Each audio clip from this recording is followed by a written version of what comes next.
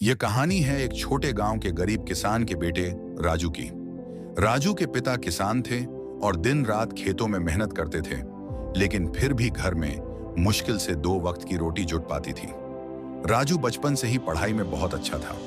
उसके गांव के स्कूल में मास्टर जी भी उसे बहुत मानते थे, लेकिन गरीबी इतनी थी कि कई बार राजू को बिना किताबों के ही पढ़ाई करनी पड़ती थी। स्कूल से लौटने के बाद वह अपने पिता के साथ खेतों में काम करता और रात को लालटेन की रोशनी में पढ़ाई करता था।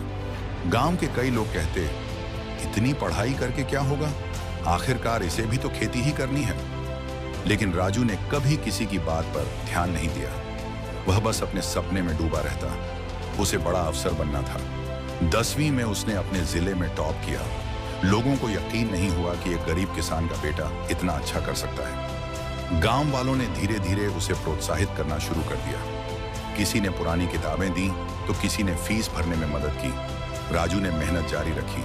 12वीं के बाद उसने कॉलेज में दाखिला लिया और साथ ही पार्ट टाइम ट्यूशन पढ़ाने लगा ताकि अपनी फीस भर सके। दिन में कॉलेज और रात में पढ़ाई।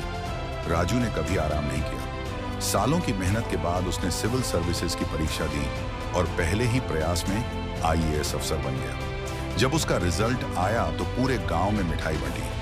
जिन लोगों ने कभी उसका मजाक उड़ाया था, वही आज उसके घर बधाई देने आए। राजू आज भी कहता है, मेरे पास पैसे नहीं थे, लेकिन मेहनत करने की आदत थी और मेहनत कभी खाली हाथ नहीं लौटती। अगर दिल से कोशिश करो तो परिश्रम का फल जरूर मिलता है। सीख, इस कहानी से हमें यही सीखने को मिलता है कि हालात चाहे जैसे भी हों, अगर मेहनत और लगन सच्ची हो तो कोई सपना अधूरा नहीं रह सकता। परिश्रम ही सबसे बड़ा धन है।